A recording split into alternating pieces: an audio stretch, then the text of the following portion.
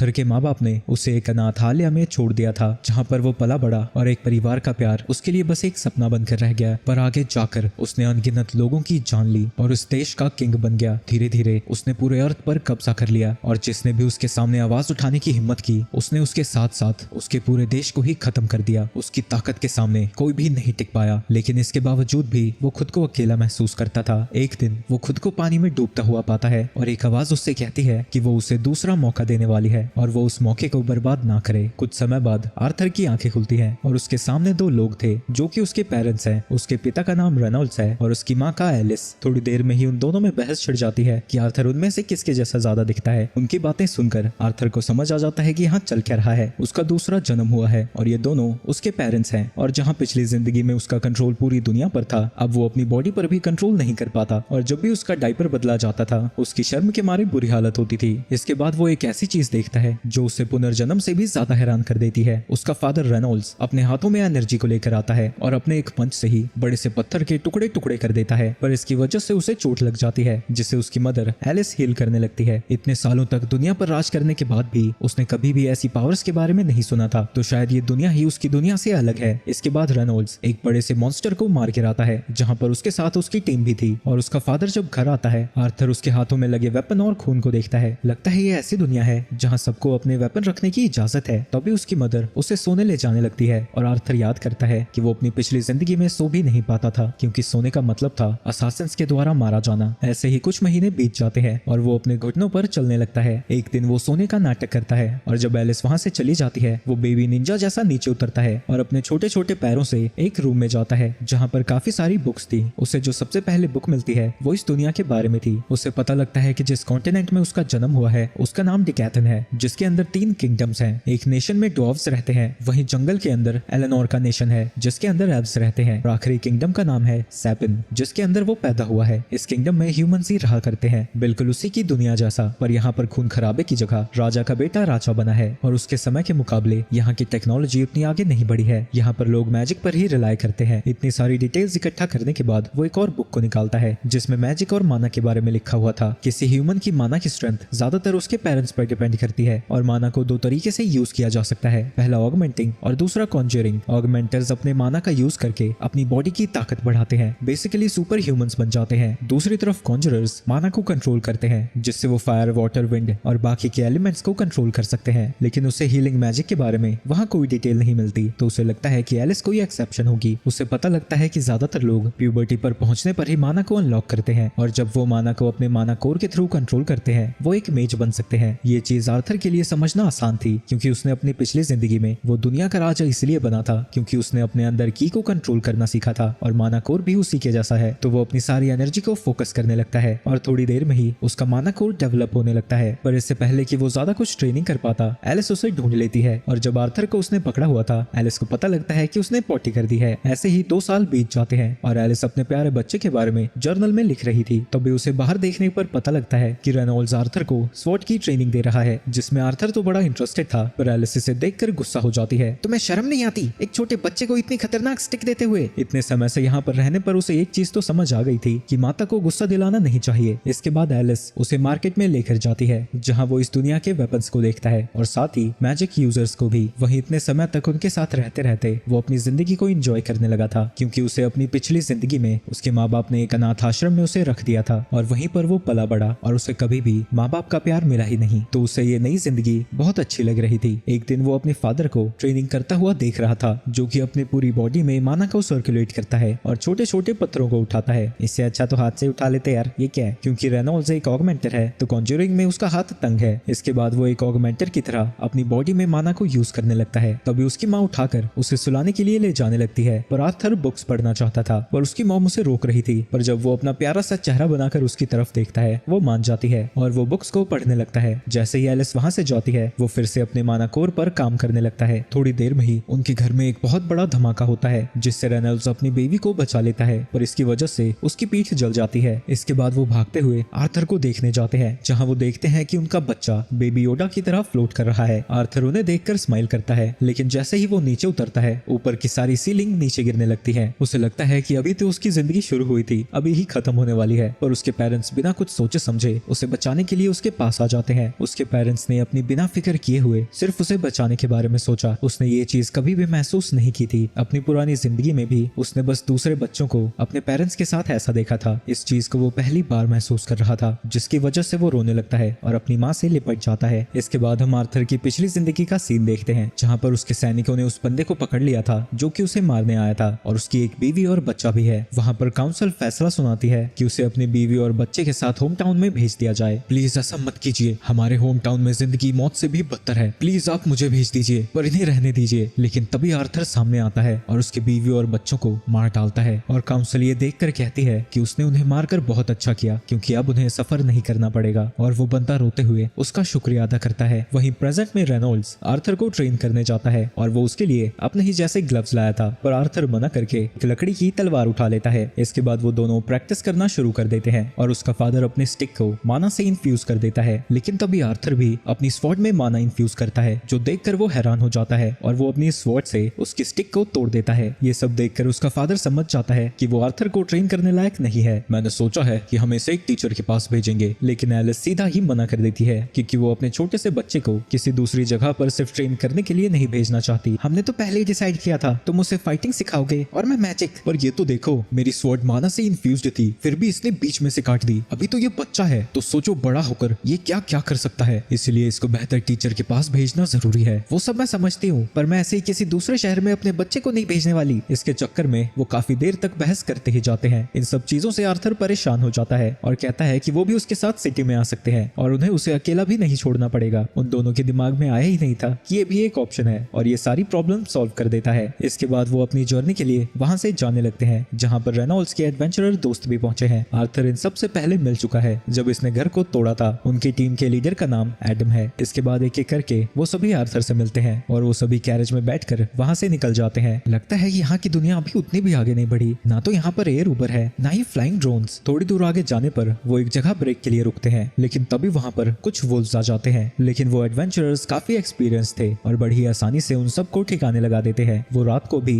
वहीं पर रुके हुए थे और साथ में बैठकर खाना खा रहे थे। वहां पर एलिस देखती है कि रेनॉल्ड्स को चोट लगी हुई थी, तो वो उसे हील करने लगती है। जैसे ही वो उसे हील करने लगती है, वो सारे एडवेंचरर्स उसके आसपास घेरा बना लेते हैं। ऐसा इसलिए था क्योंकि हीलिंग मैजिक बहुत ज्यादा रेयर होता है, तो इसीलिए इन्हें छुप कर रहना होता है, क्योंकि किडनैपर्स और काफी सारे लोग हीलर्स के पीछे पड़े रहते हैं। इसलिए रेनॉल्ड्स और एलिस आबादी से बहुत दूर जाकर रह रहे थे। वहीं खाना ठूसने के बाद एडम थोड़ी प्रैक्टिस करना चाहता था, और वो इसके लिए आर्थर को बुलाता है, और ताकि उसे चोट ना लगे वो अपने वेपन पर कपड़ा बांध लेता है। वो दोनों ही अपने अपने वेपन्स में माना को इन्फ्यूज करते हैं। वहीं आर्थर ने अपने पैरों में भी माना को इन्फ्यूज किया था, और जैसे ही वो एडम के ऊपर हमला करने वाला था, वो अचानक से उसके सामने से गायब हो जाता है और उसके पीछे पहुंच जाता है। ये अटैक करने के लिए उसके लिए परफेक्ट मौका था, पर उसके प्यारे प्यारे एंकल्स उसके हिसाब से काम नहीं करते और वो फिसल जाता है। इसकी वजह से एडम को उससे बचने का मौका मिल जाता है। इसके बाद वो दोनों फिर से क्लैश करते हैं, पर वो अपने छोटे से शरीर की वजह से हवा में उड़ता हुआ जाता है। ये देखकर एलिस डर जाती है, पर एंजेला अपने विंड मैजिक का यूज करके उसे आराम से नीचे उतार देती है, जिसके बाद सारे लोग उसे डांटने लगते हैं क्योंकि उसने एक छोटे से बच्चे पर इतनी ज्यादा ताकत यूज कर ली। अरे वो बच्चे जैसा कहाँ है, तुमने उसे देखा नहीं? इसके बाद आर्थर के पास जैस्मिन आती है। वो उसकी फाइट को देखकर बहुत इंप्रेस्ड थी और उसे सिखाने को कहती है जो उसने अपने पैरों पे मैजिक यूज किया था। आर्थर इस टेक्निक को सीक्रेट रखना चाहता था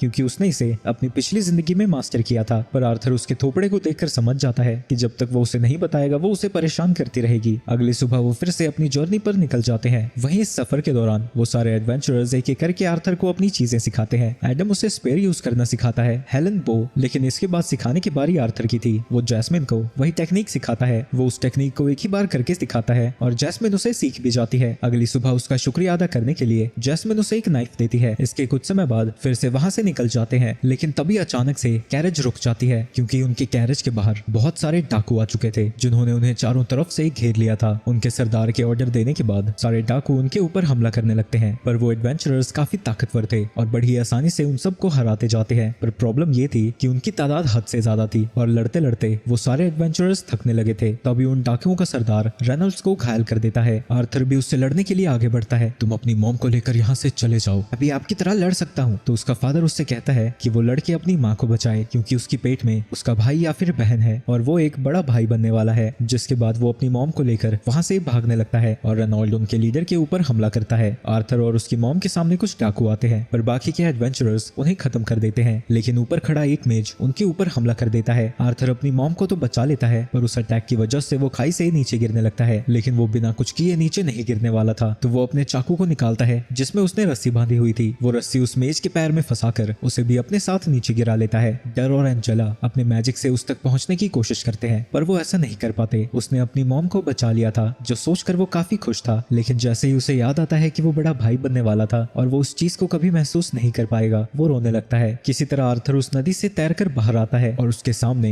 एक बड़ा सा मॉन्स्टर था। आर्थर उसे देखकर डर जाता है और इससे पहले कि वो बीस्ट कुछ करता, वो उसके ऊपर हमला करने जाता है। लेकिन वो अपनी एक उंगली को फ्लिक करके उसे एक बॉल की तरह लुढ़कता हुआ पीछे भेज देता है। वो मॉन्स्टर कहती है कि वो बुरी नहीं है और उसकी दोस्त बनना चाहती है, पर उसका थोपड़ा देखकर कोई भी भला दोस्त क्यों बनना चाहेगा। आर्थर को अभी भी काफी ज्यादा चोट लगी थी, तो वो मॉन्स्टर उसे कुछ फल ला कर देती है। कुछ खाओगे तभी तुम्हारी इंजरीज ठीक होंगी। आर्थर जैसे ही हिलने की कोशिश करता है, उसे दर्द होने लगता है, जिसकी वजह से वो रो पड़ता है। वो उससे काफी सारे सवाल पूछना चाहता था, पर वो मॉन्स्टर कहती है कि वो खाएगा, उसके बाद ही जवाब मिलेंगे। जिसके बाद वो धड़ाधड़ उन फलों को खाने लगता है। आर्थर सबसे पहले अपने पेरेंट्स के बारे में पूछता है। मैं इस जगह को छोड़कर नहीं जा सकती हूँ, पर मैंने अपने मैजिक से देखा है कि उन्होंने सभी बैंडिट्स को हरा दिया है और वो वहाँ से जा चुके हैं, और ये 2-3 दिन पहले की बात है। उसके पेरेंट्स सही सलामत थे। ये सुनकर आर्थर खुश हो जाता है। इसके बाद वो मॉन्स्टर अपना नाम उसे बताती है, जो कि सिल्विया था। कुछ समय तक आराम करने के बाद आर्थर की इंजरीज ठीक हो जाती हैं, पर सिल्विया उसे बताती है कि वो अकेले अपने घर वापस नहीं जा पाएगा। ये केव एल्व्स के फॉरेस्ट के बाहर है और फॉरेस्ट में बहुत सारे मैजिकल बीस्ट और बैंडिट्स हैं, और वो अपनी नन्ही मुन्नी बॉडी से उनसे नहीं बच पाएगा। पर तुम फिक्र मत करो, मैं एक डायमेंशनल रिफ्ट खोल सकती हूँ, जिसके थ्रू तुम सीधा अपने घर पर पहुँच जाओगे, पर उसे चार्ज करने में मुझे थोड़ा टाइम लगेगा। इसके बाद कई दिनों तक आर्थर वहीं पर रहता है। वो फिर से अपने परिवार को खतरे में नहीं देखना चाहता था, तो वो अकेला ही ट्रेन करने लगता है। और वो सोचता है कि सिल्विया देखने में तो बहुत भयानक है, पर वो बहुत अच्छी है और उसका ख्याल भी रखती है। एक दिन अपनी स्वॉर्ड ट्रेनिंग खत्म होने के बाद वो एक पत्थर पर बैठकर अपने माना कोर को ट्रेन करने लगता है। एक छोटे से बच्चे के पास माना कोर है। ये देखकर सिल्विया भी अपने हाथ में बहुत ज्यादा माना को इकट्ठा करती है। ये देखकर आर्थर हैरान हो जाता है, क्योंकि वो मैजिक को कास्ट करते हुए माना को अपने हाथ में इकट्ठा कर रही थी। अगर वो ये टेक्निक सीख जाता है तो उसकी ताकत बहुत ज्यादा बढ़ जाएगी। लेकिन इससे पहले कि सिल्विया उसे सिखाती, वो उससे पूछती है कि वो इस टेक्निक को सीखकर अपनी ताकत से क्या करेगा। आर्थर ने पहले कभी इस बारे में नहीं सोचा था, पर जब वो अपने फैमिली और फ्रेंड्स की हालत को याद करता है, वो कहता है कि वो अपनी ताकत का यूज करके उन सभी को खत्म कर देगा जो उसकी फैमिली की तरफ आंख उठाकर भी देखेंगे। लेकिन सिल्विया को ये जवाब पसंद नहीं आता और वो फिर से उसे उंगली मारती है, जिससे आर्थर उड़ता हुआ पीछे जाता है। मैं टेक्निक उसे कभी नहीं सिखा सकती, जिसकी सोच ऐसी हो। पर इसमें गलत क्या है? अपने एनिमीज को मारना तो नेचुरली है ना। वो उसके सर पर अपनी उंगली रखती है। मैं चाहूँ तो तुम्हारे सर को प्यार से सहला सकती हूँ, या फिर एक फ्लिक में तुम्हारी खोपड़ी खोल सकती हूँ। तुम क्या प्रेफर करोगे? आर्थर ऑब्वियसली पहला ऑप्शन चुनता है। सिल्विया उससे कहती है कि अगर वो अपने अंदर नफरत भर के रखेगा तो उसकी जिंदगी नर्क बन जाएगी और ये बदले का साइकिल चलता ही जाएगा। वो नहीं चाहते कि आर्थर अपनी जिंदगी को ऐसे बर्बाद करे, तो वो फिर से पूछती है कि वो अपनी ताकत से क्या करेगा। आर्थर फिर से इसके बारे में सोचता है और इस बार वो अपनी फैमिली के अच्छे लम्हों को याद करता है और जवाब देता है कि वो अपनी पावर से अपनी फैमिली और फ्रेंड्स को प्रोटेक्ट करना चाहता है। और सिल्विया को ये जवाब पसंद आता है। वहीं बाहर सिल्विया जैसा ही एक मॉन्स्टर है, जो कि उसे ढूंढता हुआ उसके काफी करीब पहुंच चुका है। उसके बाद पास के सीन में हमें पता लगता है कि आर्थर बस नाम का राजा था। सारी चीजें तो काउंसिल चलाया करते थे, वो बस उनके लिए एक तलवार था और जहाँ वो इशारा करते थे वो बस उन्हें मार दिया करता था, पर उसे वैसे जीना कभी भी पसंद नहीं आया। दूसरी तरफ सिल्विया आर्थर को उसी टेक्निक को यूज करना सिखा रही है। आर्थर अपने आसपास के माना को कंडेंस करना शुरू कर देता है। थोड़ी देर तक उन्हें इकट्ठा करने के बाद वो उसे अपने शरीर के अंदर डाल देता है, जिससे उसकी ताकत बढ़ जाती है। वो खुद को पहले से ताकतवर महसूस कर रहा था और वो सिल्विया का शुक्रिया अदा करने के लिए उसके पास जाता है। लेकिन तभी सिल्विया किसी को आता हुआ महसूस करती है और वो आर्थर को धक्का देकर पत्थरों के पीछे छुपा देती है। वो उन पत्थरों के बीच के छेद में से एक और मॉन्स्टर को देखता है, जो कि बिल्कुल सिल्विया जैसा दिख रहा था। वो दोनों एक दूसरे को जानते थे। सिल्विया, मेरे साथ आओ। लेकिन जैसे ही सिल्विया उसे मना करती है, वो उसके ऊपर हमला कर देता है। आर्थर जाके उसकी मदद करना चाहता है, पर तभी उसे सिल्विया की आवाज सुनाई देती है। तुम मेरी फिक्र मत करो, वहीं पर छुपे रहो। बेहतर यही होगा कि तुम मेरे साथ चलो, मैं तुम्हें मारना नहीं चाहता। लेकिन तभी सिल्विया माना को इकट्ठा करने लगती है और अपने असली फॉर्म को रिवील करती है, जो कि असल में एक ड्रैगन है और वो अपने इस फॉर्म में पहले से ज्यादा पावर यूज कर सकती है। वो उस मॉन्स्टर के ऊपर एक पावरफुल हमला करती है, पर वो उसे ब्लॉक कर लेता है और सिल्विया से कहता है कि वो बेवकूफी कर रही है, क्योंकि वो अपनी इस हालत में ज्यादा देर तक इतनी पावर का यूज नहीं कर पाएगी। सिल्विया इस बात को जानती थी। उसने बड़ी ही लंबी और खुशहाल जिंदगी जी है, तो उसे मरने से कोई डर नहीं है। सिल्विया उसे एक दीवार में दे मारती है, लेकिन वो मॉन्स्टर अभी भी टिका हुआ था और वो काफी सारे अटैक्स लगातार सिल्विया के ऊपर फेंकता रहता है। इन सब हमले की वजह से सिल्विया अब घायल होने लगती है, लेकिन अब उसे आर्थर की फिक्र होने लगी थी, क्योंकि अब उस मॉन्स्टर के अटैक जहाँ पर उसने आर्थर को छुपाया था उसके पास जाने लगे हैं। इसके बाद वो अपने एक और हमले को तैयार करता है और सिल्वी देखती है कि हमला आर्थर को लग जाएगा, तो वो अपनी पावर का यूज करके टाइम को रोक देती है, जिसके बाद वो आर्थर को वहाँ से बाहर बुलाती है। आर्थर उससे कई सारे सवाल पूछना चाहता था, लेकिन सिल्विया ज्यादा देर तक टाइम को नहीं रोक सकती, तो वो एक पोर्टल ओपन करती है, पर क्योंकि वो उसे पूरी तरह से चार्ज नहीं कर पाई, तो आर्थर इसके थ्रू फॉरेस्ट के बाहर नहीं जा पाएगा। इसके बाद सिल्विया उसे एक एग और फेदर देती है। इस एग को उस फेदर में लपेट के रखना। और जाने से पहले फाइनल गिफ्ट के तौर पर वो अपनी विल को आर्थर के हाथों पर इम्प्रिंट कर देती है। आर्थर उससे पूछता है कि ये सब है क्या, पर सिल्विया उससे कहती है कि समय आने पर उसे सब समझ आ जाएगा। मुझे माफ करना, मैं शुरू से ही तुम्हें घर भेज सकती थी, पर तुम्हारे साथ मुझे रहना पसंद था, इसलिए मैंने तुम्हें नहीं भेजा और मेरी वजह से तुम्हारी जान खतरे में पड़ गई। मुझे इससे कोई फर्क नहीं पड़ता, मैंने आपके साथ बहुत समय बिताया है और आप मेरी फैमिली जैसे हो। आपने मेरा ध्यान वैसे ही रखा है जैसे एक माँ रखती है। तुम्हारी तो एक माँ पहले से ही है। तो आप मेरी ग्रैंड माँ हुई। ये सुनकर वो इमोशनल हो जाती है और आर्थर से फिर से उसे ग्रैंड माँ बुलाने को कहती है, तो आर्थर फिर से उसे ग्रैंड माँ बुलाता है। इसके बाद आर्थर पोर्टल के थ्रू जाने लगता है, लेकिन तभी वो मुड़ के सिल्विया की मदद करने आने लगता है, पर तभी वो पोर्टल बंद हो जाता है, जिसके बाद टाइम फिर से रिज्यूम होता है और वो अटैक जाकर सिल्विया को लगता है। सिल्विया जमीन पर पड़ी हुई थी और वो मॉन्स्टर काम खत्म करने के लिए उसकी तरफ बढ़ने लगता है, लेकिन जैसे ही वो उसके पास पहुंचता है, सिल्विया अपना आखिरी हमला उसके ऊपर करती है। उस हमले की वजह से वहाँ एक बहुत बड़ा धमाका होता है। आर्थर जब पोर्टल के थ्रू जा रहा था, उसे सिल्विया की आवाज सुनाई देती है। तुम्हें याद है मैंने तुम्हें क्या कहा था, तुम्हें अपनी पावर्स को कैसे यूज करना है। आर्थर को याद था, लेकिन जो हुआ उसके बारे में सोचकर आर्थर दुखी था। दुनिया दुखों से भरी हुई है, तो ऐसी चीजें होती ही रहेंगी, इसलिए तुम्हें इसे बदलना होगा। मैं अकेला भला ये सब कैसे कर सकता हूँ? तुम्हें एक ही बार दुनिया थोड़ी ना बदलनी है, धीरे धीरे करके तुम ऐसा कर ही सकते हो। वैसे भी ये पहली बार तो होगा नहीं जो तुम पूरी दुनिया पर राज करोगे। तुमने पहले जैसे जिंदगी जी थी वो सही नहीं थी, और मैं उम्मीद करती हूँ कि इस बार तुम खुद को नफरत से भरने नहीं दोगे। इसके बाद आर्थर की आंखें एक जंगल में खुलती हैं और वो खुद से प्रॉमिस करता है कि वो सिल्विया की रिक्वेस्ट को जरूर पूरा करेगा।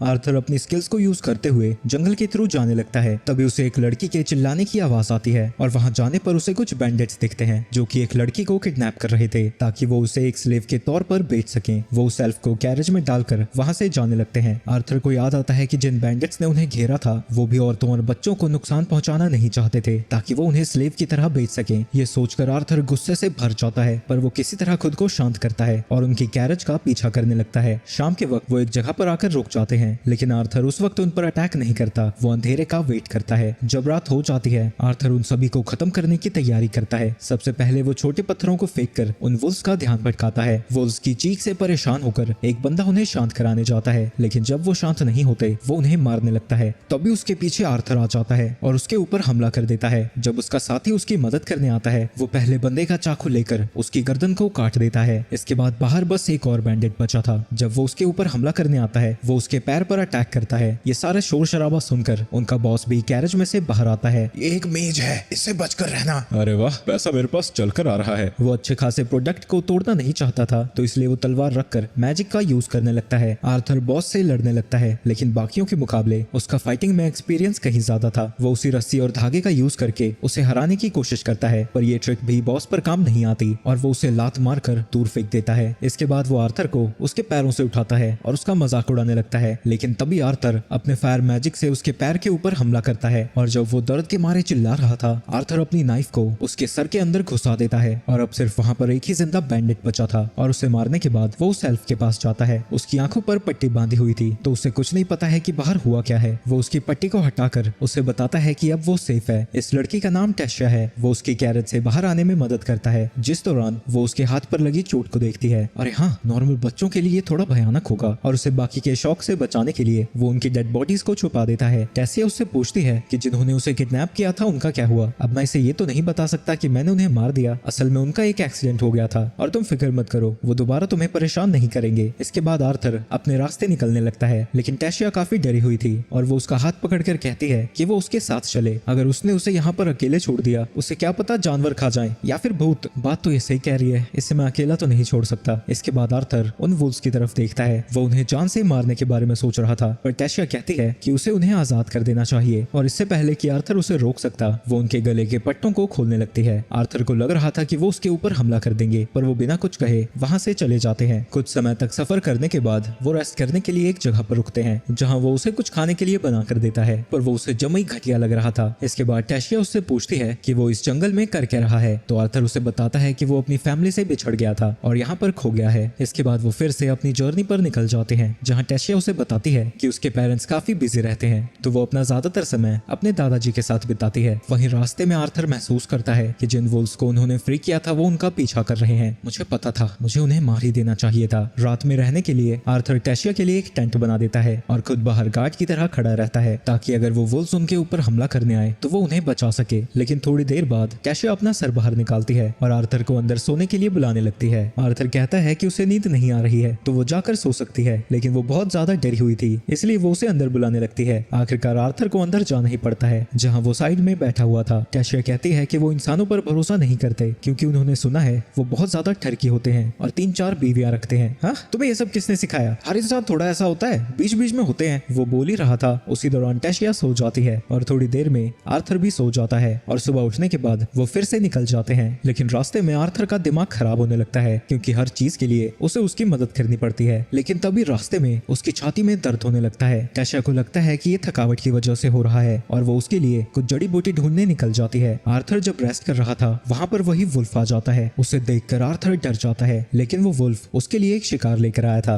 जिसे रखकर वो वहाँ से चला जाता है। इस दौरान टेशिया भी सब कुछ देख लेती है और वो कहती है कि उन्होंने उसकी मदद की थी इसलिए वो उनकी मदद कर रहा है। इसके बाद रात को वो उसे पकाकर खाने लगते हैं जो कि उन्हें बहुत अच्छे लगते हैं। वहीं टेशिया कुछ मशरूम भी लेकर आई थी जो कि खाने में बड़े टेस्टी होते हैं, लेकिन जब आर्थर उसे खाता है उसका पेट खराब हो जाता है और उसे बार बार झाड़ियों में जाकर हल्का होना पड़ता है। इसके बाद रात को टेशिया बक बक करती ही जाती है, लेकिन आर्थर बहुत ज्यादा थक चुका था जिसकी वजह से वो सो जाता है। अगले दिन वो फिर से अपनी जर्नी पर निकल जाते हैं, लेकिन आर्थर का दर्द बढ़ता ही जा रहा था। रास्ते में टेशिया उससे पूछती है, फ्रेंड्स एक दूसरे को निकनेम से बुलाते हैं, तो क्या मैं तुम्हें आर्थर की जगह आर्ट बुला सकती हूँ? इसके बाद वो चलते चलते एक पेड़ के पास आते हैं जिसके बीच में से रोशनी आ रही थी। वो एक पोर्टल था जो कि टेशिया की कंट्री की तरफ जाता है। उसके थ्रू वो दोनों वहाँ पर पहुँच जाते हैं, लेकिन वहाँ पहुँचते ही कुछ सैनिक आर्थर को पकड़ लेते हैं और उसे मारने वाले थे। आर्थर टेशिया से मदद मांगने लगता है, लेकिन वो चुपचाप खड़ी थी। उसे ऐसा देखकर आर्थर हैरान हो जाता है। उन सोल्जर्स का कमांडर उन्हें ऑर्डर देता है कि वो उसे यहीं पर जान से मार दें और टेशिया अभी भी कुछ भी नहीं बोल रही थी और वो पछताने लगता है कि उसने उस पर भरोसा कैसे कर लिया, क्योंकि अपनी पिछली जिंदगी में भी उसने कई धोखे खाए हैं। लेकिन जैसे ही वो उसे मारने वाले थे टेशिया उसके सामने आ जाती है। इसने कुछ भी नहीं किया है, इसने तो मेरी जान बचाई है। पर सोल्जर्स का लीडर कहता है कि उसे ब्रेन वॉश कर दिया गया है। तभी वहाँ एक पोर्टल खुलता है और टेशिया के ग्रैंडफादर वहाँ पर आ जाते हैं। इसने हमारी प्रिंसेस को बचाया है और तुम इसे ही मारना चाहते हो। तभी आर्थर को सदमा लगता है क्योंकि वो नॉर्मल लड़की नहीं बल्कि इस किंगडम की प्रिंसेस है जो कि किसी वजह से उसने बताना जरूरी नहीं समझा। इसके बाद टेशिया के पेरेंट्स भी वहाँ पर आ जाते हैं जहाँ टेशिया की मदर तो उसे गले लगाती है, पर उसका बाप थोड़ा दिमाग से पैदल है और वो आर्थर को मारने का ऑर्डर देने लगता है। जिसके बाद टेशिया के दादाजी सारी सिचुएशन उसे समझाते हैं और टेशिया भी कहती है कि उसी ने उसकी जान बचाई है और उन्हें उसकी खातिरदारी करनी चाहिए। इससे पहले उसका फादर मना कर सकता। वो आर्थर का हाथ पकड़कर अपने कासिल की तरफ ले जाने लगती है और आर्थर को बहुत सारे स्नैक्स का लालच देती है जो कि किसी बच्चे पर काम करता, पर देखा जाए तो अभी वो बच्चा ही है। उसका फादर उसे रोकने की कोशिश करता है पर टेशिया उसके ऊपर भड़क जाती है और वो कुछ भी नहीं कह पाता। विलेज के थ्रू होता हुआ वो उसके कासिल की तरफ जाने लगता है जहाँ पर सभी लोग उसे अजीब तरीके से देख रहे थे, पर क्योंकि वो एक प्रिंसेस के साथ था कोई भी कुछ नहीं कहता। लेकिन अभी भी आर्थर सोच रहा था कि वो रिएक्शन आखिर था क्या, और रास्ते में फिर से उसकी छाती में दर्द होने लगता है। कासल में पहुंचने पर उससे सामने बहुत सारी मेड्स दिखती हैं जो कि आर्थर को देखकर थोड़ा डर सा जाती हैं, पर टेसिया उन्हें समझाती है कि आर्थर बहुत अच्छा इंसान है और वो उसकी जमकर खातिरदारी करे। तो हमें क्या करना चाहिए, पहले हम खेलें या फिर खाना खाएं? लेकिन आर्थर में थोड़ा बहुत दिमाग था तो वो कहता है कि उसे पहले उनके पेरेंट्स से बात करनी चाहिए। इसके बाद उसके पेरेंट्स भी वहाँ पर आ जाते हैं, लेकिन टेशिया ने ऐसे खाने मंगाए थे कि वो रॉयल मीटिंग कम और बच्चों की टी पार्टी ज्यादा लग रही थी। इसके बाद उसके पेरेंट्स और दादाजी आर्थर को अपना इंट्रोडक्शन देते हैं और आर्थर भी अपने घुटनों पर आकर बड़े ही तहजीब से उन्हें ग्रीट करता है। वो उन्हें बता देता है कि कुछ डाकुओं के हमले की वजह से वो अपने पेरेंट्स से बिछड़ गया है और ये भी बताता है कि कैसे कुछ लोग टेशिया को किडनैप करके स्लेव्स की तरह बेचने वाले थे और उसके बाद क्या क्या हुआ वो सारी चीजें। ये सुनकर किंग इंसानों को गालियां देने लगता है, पर आर्थर उन्हें समझाता है कि स्लेव ट्रेडर्स उनका प्रोफेशन है और वो सिर्फ एल्व्स को नहीं इंसानों को भी नहीं छोड़ते। तुम तो एक बच्चे हो ना, तो तुमने टेशिया को कैसे बचाया? मैं भले ही एक बच्चा हूँ पर मैं एक मेज हूँ, मैंने उनसे लड़कर उन्हें खत्म कर दिया। लेकिन ये सुनकर गार्ड्स को उसकी बात पर यकीन नहीं होता और वो कहते हैं कि ये टिंगू झूठ बोल रहा है। अगर तुम्हारा हाथ फिर से तुम्हारी तलवार पर गया तो तुम सड़क पर नंगे फिरोगे। इसके बाद आर्थर उनसे अपने विलेज वापस जाने के लिए मदद मांगता है। ये सुनकर किंग भड़क जाता है, वो भला किसी इंसान की मदद क्यों करेगा। लेकिन जब टेशिया उसे घूर कर देखती है वो डर कर मान जाता है। लेकिन जो उनका पोर्टल है वो 7 साल में सिर्फ एक ही बार यूज किया जाता है और क्योंकि वो अभी 2 साल पहले ही यूज हुआ है वो 5 साल बाद उसे ओपन कर पाएंगे। लेकिन किंग उसकी सिचुएशन को समझ जाता है और कहता है कि वो अपने कुछ सोल्जर्स को उसे छोड़ने के लिए भेज देगा। गया। इसके बाद वो नहा रहा था, जहाँ पर फिर से उसकी छाती में दर्द होने लगता है। वो थोड़ी ताज़ा हवा खाने के लिए बाहर आता है, जहाँ ऊपर देखने पर उसे टेशिया अपने पेरेंट्स के साथ दिखती है और वो सोचता है कि जब वो अपने पेरेंट्स से मिलेगा वो उसे कैसे ट्रीट करेंगे। जब टेशिया नीचे आर्थर को देखती है, वो दौड़ती हुई उसके पास आती है और उसके पूछने पर आर्थर उसे बताता है कि उसे नहीं पता कि उसके पेरेंट्स का रिएक्शन क्या होगा, क्या वो उसे दोबारा देखकर खुश होंगे। लेकिन तभी टेशिया उसके गाल को पकड़ लेती है और वो उसे बताती है कि सारे पेरेंट्स अपने बच्चों को देखकर खुशी होते हैं। तभी वहाँ पर वही चमकने वाली चीजें आ जाती हैं। ये एक तरह के फ्लावर्स हैं जो कि टेशिया को बहुत पसंद है। तभी टेशिया के ऊपर अटैक होता है, जिसे आर्थर ब्लॉक कर देता है और जिसने ये हमला किया था वो उसके ऊपर अटैक करने जाता है, पर तभी उसे पता लगता है कि वो उसका दादाजी है। आप अपनी ही पोती पर हमला क्यों कर रहे हैं? तुम इसे अटैक क्या रहे हो? इससे भला कौन मरेगा? और आर्थर अपने हाथ में देखता है कि ये वही फ्लावर्स हैं। तुम्हारा रिस्पॉन्स काफी अच्छा था, यानी उन ट्रेडर्स को तो तुमने ही मारा है। वो टेशिया को साइड में रख देता है और अपने मैजिक से तलवार बनाकर वो आर्थर को देता है, क्योंकि वो उसके साथ स्पार करना चाहता था। इसके बाद वो दोनों ही लड़ना शुरू कर देते हैं। जैसे ही आर्थर को एक ओपनिंग मिलती है, वो उसके ऊपर अटैक कर देता है, लेकिन वेरियन उसकी स्वॉर्ड को अपने हाथ से ही तोड़ देता है, जिसकी वजह से एक टुकड़ा टेशिया की तरफ जाने लगता है। तो आर्थर अपनी बची हुई तलवार को उसकी तरफ फेंकता है और उसे बचा लेता है। इसके बाद वो अपने मैजिक का यूज करते हुए वेरियन के ऊपर हमला करने लगता है, लेकिन वेरियन भी अपने माना का यूज करके उसके अटैक को ब्लॉक कर लेता है। लेकिन आर्थर इतनी जल्दी हार नहीं मानने वाला था, तो जब वेरियन उसे पीछे धक्का देता है, वो वापस से उसके ऊपर अटैक करने जाता है और फाइनली उसके माथे पर एक हिट लैंड करता है। तुमने असल में मुझ पर एक हिट लैंड कर दिया। तुम सच में कमाल के हो। आ जाओ एक और मैच करें। लेकिन तभी टेशिया उसके पीछे जोर की चूठी काटती है और उसे कहती है कि वो आर्थर को परेशान करना बंद करे। आर्थर कहता है कि वो मजाक नहीं कर रहा है और वो आर्थर को अपना स्टूडेंट बनाना चाहता है। मुझे नहीं पता कि मेरे पेरेंट्स का हाल क्या है और वो मेरी सिचुएशन के बारे में भी कुछ नहीं जानते, तो बिना मैं उन्हें बताए कुछ नहीं करने वाला। तो अभी आर्थर की चेस्ट में पेन होने लगता है और वो अपने घुटनों पर आ जाता है। तुम जानते हो ये दर्द क्यों हो रहा है? तुम्हें बीस्ट विल मिली है और अगर तुम मेरे स्टूडेंट नहीं बने तो इसकी वजह से तुम मारे जाओगे। इसके बाद आर्थर किसी अंधेरी सी जगह पर था, जहाँ उसकी चेस्ट में फिर से दर्द होने लगता है और उसके अंदर से एक धुएं से बना हुआ मॉन्स्टर बाहर आता है। वो मॉन्स्टर उसकी तरफ बढ़ने लगता है। तभी उसकी आंखें खुल जाती हैं और उसके सामने टेसिया थी और वो समझ जाता है कि वो सब कुछ बस एक सपना था। टेसिया उससे बताती है कि ग्रैंडपा उसका इंतजार कर रहे हैं। टेसिया उससे पूछती है कि क्या वो सच में यहाँ रहने वाला है। अभी मुझे नहीं पता, जब हम ट्रिप से वापस आएंगे मैं तब बताऊंगा। राजकुमारी जी। ये सुनकर टेसिया चिढ़ जाती है और उससे कहती है कि वो उसके नाम से बुलाए। दूसरी तरफ आल्डवेन वेरियन से कह रहा था कि आर्थर एक इंसान है और उसकी यहाँ पर कोई जगह नहीं है और ये उनके ट्रेडिशंस के खिलाफ है, पर वेरियन कहता है कि वो लड़का उसे पसंद है, इसलिए वो उसे यहाँ पर रखना चाहता है। इसके बाद वो कैरेज में बैठकर वेरियन के किसी सीक्रेट दोस्त से मिलने जा रहे थे, जहाँ रास्ते में ही टेसिया उसके कंधे पर सो जाती है। वेरियन उससे कहता है कि वो एक प्रिंसेस है, तो जो भी उसके आसपास के लोग हैं वो सब उससे अच्छा बनने के लिए झूठ बोलते रहते हैं, इसलिए वो उसके साथ इतनी क्लोज है। और आर्थर समझ जाता है कि इसीलिए उसने उसे राजकुमारी बुलाने से मना किया था। इसके बाद वो उस जगह पर पहुंच जाते हैं जहाँ वेरियन सीधा गेट पर जाकर लात मारता है, जिसके बाद अंदर से एक बूढ़ी औरत बाहर आती है। वेरियन बताता है कि ये उसकी पुरानी दोस्त है और इसका नाम रीनिया है। ये एक सोर्सरर है और इसके पास कई सारी यूनिक स्किल्स भी हैं। यूनिक स्किल्स यानी ऐसे स्पेल्स जो कि नॉर्मल 4 एलिमेंट्स में नहीं आते, बिल्कुल मेरी मॉम की तरह। अंदर जाने के बाद रीनिया उसे घूरने लगती है। तुम तो एक स्पेशल चाइल्ड हो, तुम में कुछ तो अलग है जिसे मैं देख नहीं पा रही हूँ। तुम्हारा फ्यूचर और पास्ट भी मुझे टुकड़ों में ही दिख रहा है। मैं यहाँ पर किसी प्रोफेसी के लिए नहीं आया हूँ, मैं बस अपने पेरेंट्स से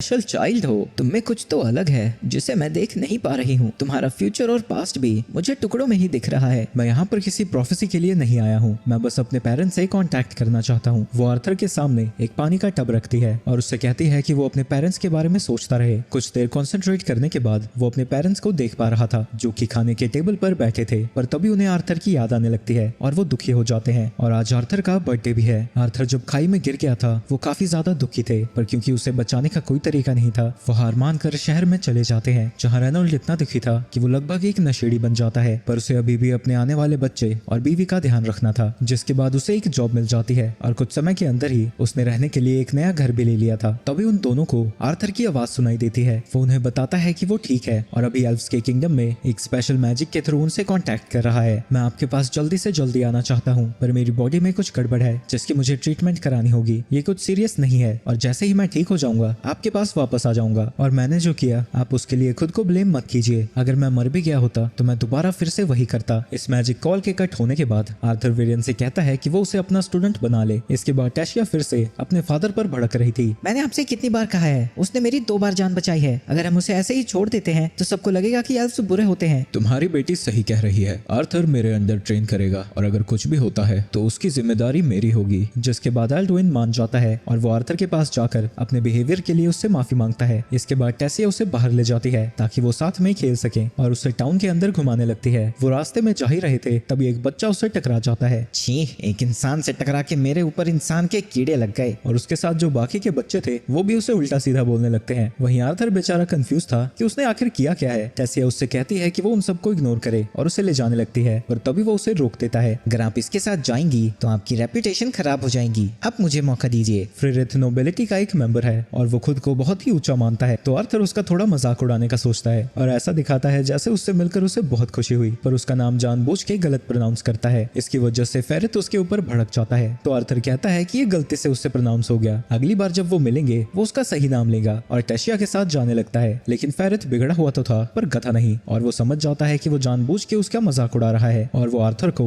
एक डुएल के लिए चैलेंज कर देता है। तुम पागल हो गए हो। आर्थर वेरियन का स्टूडेंट है जो कि किंगडम में सबसे ताकतवर है। तुम ऐसे के स्टूडेंट को चैलेंज कर रहे हो। तुम्हें सच में लगता है मैं किसी ह्यूमन से हारूंगा? जिसके बाद आर्थर को भी उसके डुएल को एक्सेप्ट करना ही पड़ता है। फेरिथ पूरे आत्मविश्वास के साथ आर्थर की तरफ बढ़ने लगता है, पर बेचारे का सारा प्लान धरा का धरा रह जाता है। आर्थर बस उसे एक मुक्का मारकर सीधा जमीन पर गिरा देता है और अब क्योंकि डुएल खत्म हो गया था, टेशिया आर्थर को लेकर वहां से जाने लगती है। जिसके बाद वो सारा दिन साथ में ही बताते हैं और टेशिया उसे अलग अलग जगह पर लेकर जाती है और सारी जगह पर घूमने के बाद वो एक बैल्कनी में खड़े थे। टेशिया उससे पूछती है कि उसकी ट्रेनिंग कब से शुरू होने वाली है। कल सुबह से, लेकिन आर्थर कुछ सोचने में बिजी था। फ्लैशबैक में वेरियन आर्थर को बता रहा था कि उसकी ट्रेनिंग बहुत खतरनाक होने वाली है। उसकी ट्रेनिंग ऐसी होगी जैसे उसके शरीर को पानी में उबाला जा रहा हो और उसे इस चीज से कई सालों तक हर रोज गुजरना होगा, वो भी बिना अपनी फैमिली के सपोर्ट के। तो वेरियन जानना चाहता था कि क्या वो इस ट्रेनिंग के लिए रेडी है, जिस पे वो हाँ में सर हिलाता है। आगे टेशिया आर्थर को उठाने आती है, पर वो इतनी नींद में था कि वो कुछ सुनता ही नहीं, तो वो अपने माना का उसके ऊपर यूज करती है, जिसकी वजह से दर्द में वो उठ जाता है और हम देखते हैं कि वो दोनों ही पहले से बड़े हो गए हैं।